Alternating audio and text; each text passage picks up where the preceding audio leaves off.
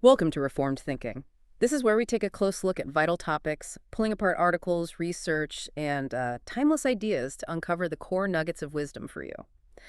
Our goal is really just to make sense of what can feel like a flood of information, leaving you feeling well informed and hopefully maybe a bit surprised by what we uncover. Today, we're doing a deep dive into a powerful concept from a pivotal thinker in Reformed theology. The insidious nature of spiritual pride and the liberating qualities of true Christian humility. We'll be drawing extensively from Jonathan Edwards' observations on undiscerned spiritual pride. That's right.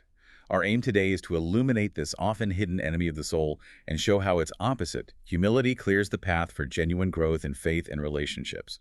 We'll examine why spiritual pride is so difficult to spot in ourselves, how it manifests in our thoughts and interactions, and crucially, how cultivating humility truly changes everything. This isn't just theory, it is about practical living and discerning the health of your own spiritual walk. So, if you're ready to peel back the layers of a particularly stubborn obstacle in the Christian life, maybe grab your spiritual magnifying glass. Let's get started on this deep dive. So, we're beginning with spiritual pride, which Edwards identifies as something particularly troubling. What is its fundamental character, and why does he place such a significant weight on it? Well, Edwards states quite plainly that spiritual pride is the first and worst cause of errors that abound in our day and age. He paints a really clear picture of its role, describing it as the main door by which the devil comes into the hearts of those who are zealous for the advancement of Christ. Consider that imagery. The main door. Yeah, that's quite an image. It's not just a minor flaw then, is it? It sounds like an open entry point. Exactly. It implies a direct, unobstructed way in. And he doesn't stop there. He goes on to illustrate it as the chief inlet of smoke from the bottomless pit to darken the mind and mislead the judgment. So you can imagine smoke filling a room, right, obscuring your vision. That's what Edwards says pride does. It deliberately clouds spiritual vision, spiritual discernment. It stems directly from this condition. This is actively working against seeing things clearly. Precisely. And building on that, he also identifies it as the main handle by which the devil has hold of Christian persons. Think of it like the primary grip the adversary takes to hinder a good work. Like a lever, the point of maximum leverage. Exactly. And Edwards asserts that it is the chief source of all the mischief that he introduces to clog and hinder a work of God. So it's like the central hub for all kinds of spiritual trouble. It slows things down, creates obstacles. Okay, so if it's the main door, the main handle, the chief source, then trying to address other spiritual issues without tackling pride first seems, kind of pointless. Absolutely. And this is where his insight gets really crucial. He calls spiritual pride the main spring, or at least the main support of all other errors. This highlights its foundational role. It underpins many other spiritual deficiencies. It's not just one problem among many. It's the root. It's the root. He states that until this disease is cured, medicines are applied in vain to heal all other diseases, which is a pretty stark warning. It suggests that addressing other issues without tackling pride first is like, treating symptoms while ignoring the real cause. All other efforts are just temporary fixes. That paints a rather stark picture, yeah. But if it's so fundamental, core to the problem, why is it so hard for us to spot it in ourselves? That seems like a real trick of the mind. Precisely. Edwards explains that pride is much more difficult to be discerned than any other corruption because of its very nature. And he unpacks this by stating that pride is simply a person having too high an opinion of himself. But the core challenge, the real difficulty, is that a person with such a high self-opinion is, they're completely unaware of it. They don't see it. They genuinely believe their self-assessment has just grounds and therefore is not too high. See, if they knew it was too high, the opinion itself would crumble, right? So the very nature of it keeps them blind. If those perceived grounds were to disappear, the opinion would cease. So it's not just that we're blind to it, it actively works to keep us blind, like a defense mechanism built into the sin itself. Exactly. This self-deception is why Edwards calls it the most secret of all sins. He notes there is no other matter in which the heart is more deceitful and unsearchable. People are often so confident in their lack of pride, which is part of its insidious quality. It's this weird paradox. The confidence itself is a symptom. Right. Its nature works self-confidence and drives away any suspicion of any evil of that kind. It actively blinds you to its presence, pushes away any doubt. Edwards even likens it to the devil himself and its secrecy and subtlety, and appearing in great many shapes that are undetected and unsuspected.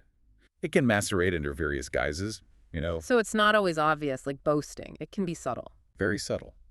It could be a quiet sense of being more spiritually mature than others, or maybe an unwillingness to listen to correction, or even just feeling sorry for people who aren't as enlightened. So it's not a single visible lump. It's more like a pervasive hidden network. Yes, and the metaphor he uses for this is particularly vivid. Spiritual pride takes many forms and shapes, one under another, and encompasses the heart like the layers of an onion. When you pull off one, there is another underneath. Wow, like an onion, so it's really deep then. Exactly, very deep. This layered quality means it's deeply embedded. You might deal with one aspect, think you're making progress, and then boom, another subtler form shows up. Therefore, he advises that we have need to have the greatest watch imaginable over our hearts with respect to this matter, and to cry most earnestly to the great searcher of hearts for his help. Meaning we can't really trust ourselves to see it? No. He adds, he that trusts his own heart is a fool. It requires constant vigilance and, frankly, desperate prayer for God's help to even see it. Because it's so secret, it cannot be so well discerned by immediate intuition on the thing itself. You can't just look inside and find it easily. Instead, it is best identified by its fruits and effects.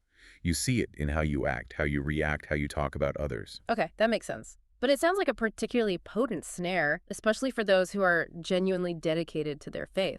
Does Edwards speak to how this might make them particularly vulnerable, maybe even more vulnerable? Yes, he issues a direct warning, and it's a bit counterintuitive. He states, those who are most zealous in the cause of God are the most likely to be targeted as being filled with pride. Really? The most zealous? Why? Well, he says when someone appears to be noticeably excelling others in his Christian walk, it will immediately awaken the jealousy of those about him. Mm. This often leads others to suspect that he is very proud of his goodness, observing everything he says and does with this prejudice, sort of waiting for them to slip up. So their very devotion attracts suspicion from others. Yes. And Edwards digs into where that suspicion comes from.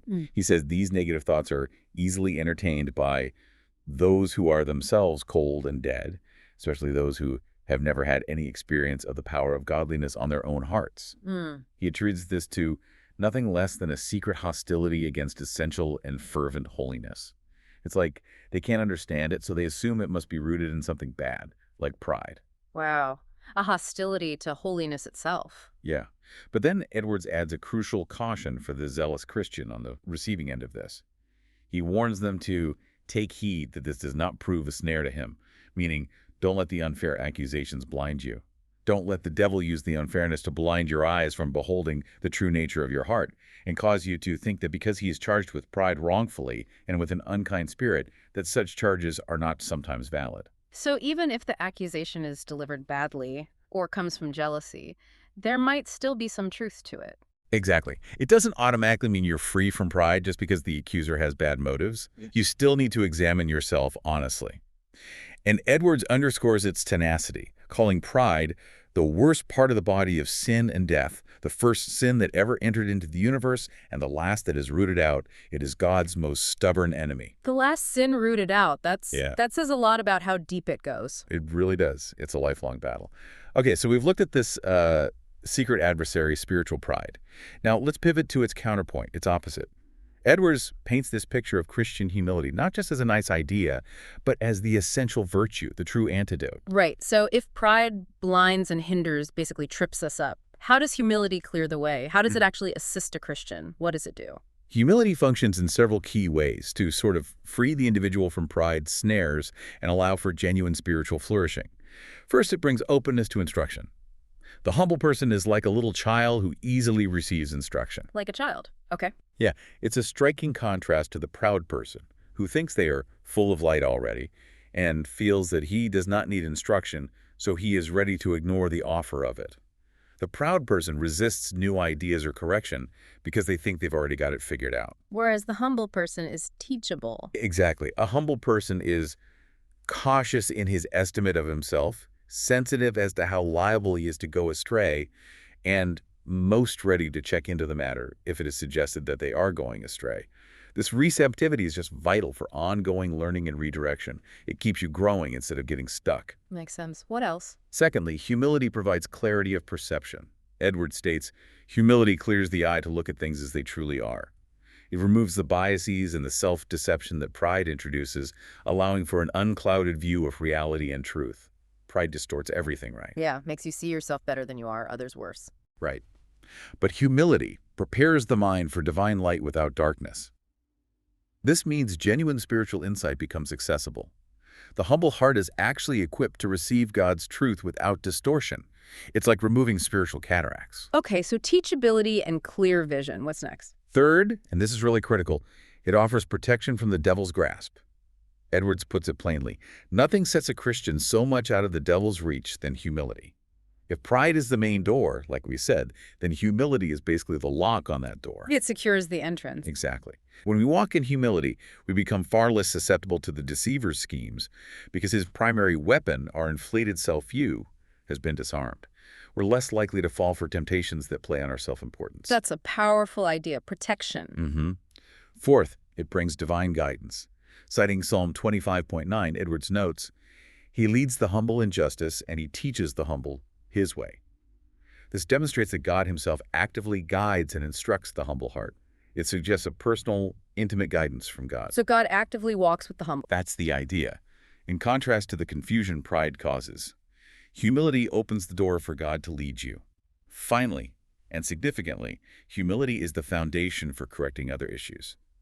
Edwards states, if spiritual pride is healed, other things are easily corrected. Ah, back to the root idea. Yes, it reinforces that humility isn't just one virtue among many, but it's foundational. It enables all the others to flourish. He urges us to pull the beam of pride out of our eye, and then we shall see clearly. You can't really deal with other flaws until that big distortion is gone. Humility clears the way for overall spiritual health. So if you're struggling with, say, impatience or envy, maybe the real issue underneath is pride. Very often, yes. An inflated view of your own rights or what you think you deserve. Address the pride and those other things become much more manageable. That makes so much sense. Now, we heard earlier that spiritual pride is best identified not by just looking inward, but by its fruits and effects. Let's really zoom in on that. How do these opposing forces, pride and humility, actually show up in the daily walk of a Christian? What does it look like in our interactions, say, with how we view and talk about other people's faults? This is where the contrast becomes really stark, yeah. It tells a very clear story. Let's look at fault-finding versus self-reflection. Okay, so when someone is affected by spiritual pride, it often causes them to speak of other person's sins, their enmity against God and his people, or with laughter and levity and an air of contempt. You can almost picture it, right? Someone maybe gleefully recounting another person's failings, finding some weird satisfaction. Yeah, like they enjoy pointing it out. Exactly. The spiritually proud person shows it in his finding fault with other saints, that they are low in grace and how cold and dead they are, and are quick to discern and take notice of their deficiencies. They have this sharp eye for spotting the perceived weaknesses in other believers. A critical spirit. A very critical spirit. And some, even those with a lot of learning, might sharply reprove other Christians for being cold and lifeless, calling on them to emulate their own perceived zeal. It's not just observing, it's actively positioning themselves as superior, basically saying, be more like me. Okay, so a critical, almost eager eye for others' failings. How does humility flip that script? What does that look like? Well, Christian humility disposes one either to be silent about them or to speak of them with grief or pity. Instead of finding joy or contempt in others' sins, the humble heart feels sorrow, compassion. It recognizes our shared human weakness. It's a shift from judgment to empathy. That's a huge difference. It is. The eminently humble Christian has so much to do at home and sees so much evil in his own that he's not apt to be very busy with other hearts. Their gaze is turned inward. They're so aware of their own need for grace that they just don't have the time or inclination to be picking apart everyone else. They're focused on their own spiritual housekeeping. Precisely. He complains most of himself and complains most of his own coldness and lowness in grace. Their primary concern is their own walk. And they are apt to esteem others as better than himself, and is ready to hope that most everybody has more love and thankfulness to God than he. This isn't false modesty. It's a genuine recognition of their own sinfulness, leading them to view others more charitably. Seeing the good in others more easily. Yes. Humility causes a person to take notice of everything that is good in others, to make the best of it, and to diminish their failings. However, he turns his eye chiefly on those things that are bad in himself. It's a generous spirit versus a critical one. One magnifies others' flaws, the other magnifies their own. I can definitely see how that would completely change the atmosphere of a conversation or even a whole community. What about the way they speak, not just the content, but the actual tone, especially when giving advice or correcting someone? How does pride sound harsh and humility sound gentle? All right, this is the contrast of harsh language versus gentleness. Spiritual pride leads persons to speak in the most harsh, severe language about almost anything they see in others. It's a cutting, biting way of talking. And they frequently say of others' opinions, conduct, or advice that they're from the devil or from hell. Wow, that's extreme language, attributing things to the devil so quickly. Yes, it's immediate spiritual condemnation. And this harsh language isn't reserved just for, say, non-believers. It's used not only towards wicked men, but towards those who are true children of God, and also towards ministers of the gospel and others who are very much their superiors. It shows a real lack of respect for others, even those in authority. No deference at all. None. Spiritually proud individuals are more apt to instruct others than to inquire for himself, and so naturally puts on the airs of control. They assume they know best, so they don't listen or ask questions. They try to command and warn with authority, like they're the appointed spiritual police. Okay, that's a clear picture. How does humility approach that same situation? How does it sound different? Christian humility exhorts fellow Christians in a loving and humble manner. It's about persuasion and genuine care, offering instruction with kindness, not arrogance. Hmm. Edwards reminds us that, as fellow worms, recognizing our shared lowliness before God, we ought to treat one another with as much humility and gentleness as Christ treats them. Remembering our own need for grace. Exactly. Christian humility, under a sense of others' misery, entreats and beseeches. It approaches others from a place of shared weakness, pleading with them out of concern, not barking orders. The words are meant to build up, not crush. There's a palpable sense of compassion. That feels entirely different. Okay, what about how people present themselves? Is there a desire to stand out, to be noticed for being, particularly spiritual? Yes, that brings us to pretense and seeking distinction versus firmness and duty without delight and difference. Spiritual pride often causes persons to act different in external appearance, to affect a different way of speaking, to use a different sort of dialect from others, or to be different in voice, countenance, or behavior. It's a conscious effort to seem different, to signal, I'm not like the others, I'm more spiritual. Maybe using overly pious language or adopting a certain holy look. Trying to stand out. Definitely. They try to set himself up to be viewed and observed as one distinguished, as desiring to be accounted better than others, despising their company or conformity to them. They want to be noticed, seen as superior, and sometimes that means separating themselves from those they deem less spiritual. So it's about drawing attention to themselves, often by creating a visible divide. How does Christian humility contrast with that? Well, Christian humility, while it means being firm in your duty to God, even if that means going the way of heaven alone, the humble person does not delight in being different for difference's sake. Mm. Any distinctiveness comes from obedience, not a desire to be noticed. They don't celebrate being different just to be different. Their goal isn't to stand out. No, Oh, on the yeah. contrary, they desires to become all things to all men, to yield to others and conform to them, please them in all but sin. It's a flexible, accommodating spirit. They prioritize unity and relationships over self-promotion, as long as it doesn't compromise truth. They're comfortable blending in because their spiritual life isn't for show. That's a powerful point. The humble person doesn't seek distinctiveness. Okay, what about handling perceived slights or opposition? Would a prideful person be quick to take offense? What's the contrast there? Yes, that's a classic sign. This brings us to taking offense easily versus quiet submission. Spiritual pride takes great notice of opposition and injuries that are received, and is prone to be often speaking of them, and to be much in taking notice of their aggravation, either with an air of bitterness or contempt. The proud person is hypersensitive to slights. They magnify offenses, replay them, complain about them constantly. They nurse their grievances. Exactly. They feel the need to air their wrongs and often speak with bitterness or disdain about those who wronged them. They need to vindicate themselves. So they constantly pick at the scabs of their hurts. How does humility respond to that kind of wound? In stark contrast, Christian humility causes a person to be more like his blessed Lord when reviled. Quiet, not opening his mouth, but committing himself in silence to him who judges righteously. It's this profound trust in God's justice. No need for immediate self-vindication. They leave it to God. Right. The more the world is against him, the more silent and still he will be, unless it is in his prayer closet, and there he will not be still.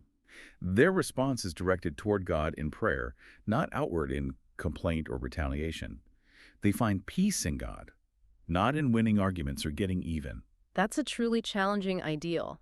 And what about how pride affects one's reverence for God, or even interactions with others, particularly those in authority, or maybe those seen as less spiritually mature? Here we observe presumption before God and man versus reverence. Spiritual pride can lead to a certain self-confident boldness before God and men. Now, this isn't good confidence in God. It's a kind of brash self-assurance that forgets who God is and who we are. Some have not paid sufficient regard to that rule in Psalm 2.1. Worship the Lord with reverence and rejoice with trembling. Their joy lacks that proper awe, that healthy fear. Too much familiarity, maybe. Perhaps. And there can also be an improper boldness before men, sometimes misapplying Scripture to justify abandoning all manner of modesty or reverence toward man in conversation. It can lead to disrespect, treating everyone casually, maybe under the guise of being bold for Christ. So it's a boldness that crosses a line, almost forgetting one's place before God and others. How does Christian humility manage that balance? Christian humility in conversation maintains gentleness and reverence, as 1 Peter 3.15 says. You state your hope, but with respect. And before God, it means recognizing His absolute sovereignty and our complete dependence, leading to true adoration and, yes, that joyful trembling rather than casual presumption. Then we have hunger for attention versus seeking help from all. Spiritual pride makes the subject want attention. People under its sway tend to act in a special manner as though others ought to take great notice in regard of them. They need the spotlight. They naturally take all the respect that is paid to him and freely receives it as if it's their due.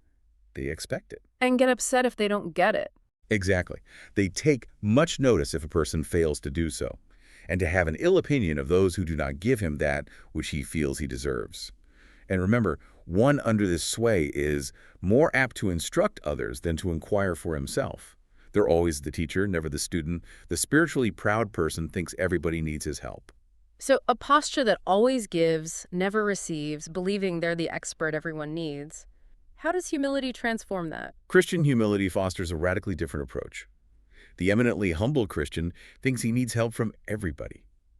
There's a recognition of their own limits, an openness to learn from anyone, even those you might think are below you. A posture of learning. Yes.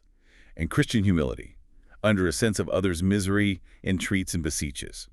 It appeals gently, vulnerably, instead of commanding. They're comfortable asking questions, admitting they don't know, seeking input. It builds real community. And finally, this leads to neglecting others versus honoring all men. Spiritual pride, as it causes persons to assume much to themselves, so it treats others with neglect. This can mean refusing to converse with carnal men as though we counted them not worthy to be regarded. Basically avoiding people deemed spiritually inferior or unconverted, thinking they're not worth the time. A kind of spiritual snobbery or exclusivity? Exactly. They might feel too spiritual for worldly people or conversations. So pride creates this bubble. What does humility do instead? Christian humility disposes persons to honor all men, as from 1 Peter 2.17. It's a universal respect, seeing the image of God in everyone. Christians should condescend to carnal men, as Christ has condescended to us, to bear with our unteachableness and stupidity. Now, condescend here doesn't mean being patronizing. It means willingly lowering oneself, meeting people where they are, just like Christ did for us. So it's about engagement, not withdrawal. Right. Patiently engaging with everyone, modeling Christ's grace. It's an expansive love that crosses boundaries, values everyone, and seeks to connect and serve, not retreat into some spiritual elite. This has been incredibly illuminating, really seeing these behaviors contrasted so clearly. It paints such a vivid picture of the internal state, doesn't it? So for the listener who is now reflecting on their own walk, maybe seeing glimpses of both pride and humility in themselves, what are the actionable steps? What are the practical implications of understanding this and actually working to overcome spiritual pride and cultivate humility? Yeah, the practical implications are huge, really significant for a Christian life. First, it enables spiritual growth and provides genuine protection. Overcoming pride means closing this door to devilish influence, remember. Since it's the main door and the main handle. Shutting the gate. Right. When that door is shut, it's not just a minor fix. It removes a crucial barrier, allowing God's healing work to happen in areas that were maybe stuck before. Other spiritual diseases can finally be healed because their root is being addressed. This also means becoming genuinely open to learning and divine light. Your understanding of truth gets clearer. You avoid persistent errors because you're not resisting correction anymore. Seeing clearly again. Exactly. Pulling that beam of pride out lets you see clearly, improving spiritual discernment across the board. And remember, nothing sets a Christian so much out of the devil's reach than humility. It provides significant protection against spiritual snares, because pride, the main entry point for deception, is being dealt with. So it's foundational for our own spiritual health and safety. How does it change things in community with other people? Secondly, it radically changes interpersonal relationships and communication. When pride gives way to humility, there's just less criticism and more compassion towards others. The focus shifts to your own spiritual condition. Instead of picking apart others, you're aware of your own need for grace. That naturally leads to more charity and understanding. Less judgment, more empathy. Exactly. And instead of harsh language, it fosters respectful, gentle communication. Arguments can become dialogues. Truth can actually be spoken in love. This leads to a collaborative, service-oriented approach.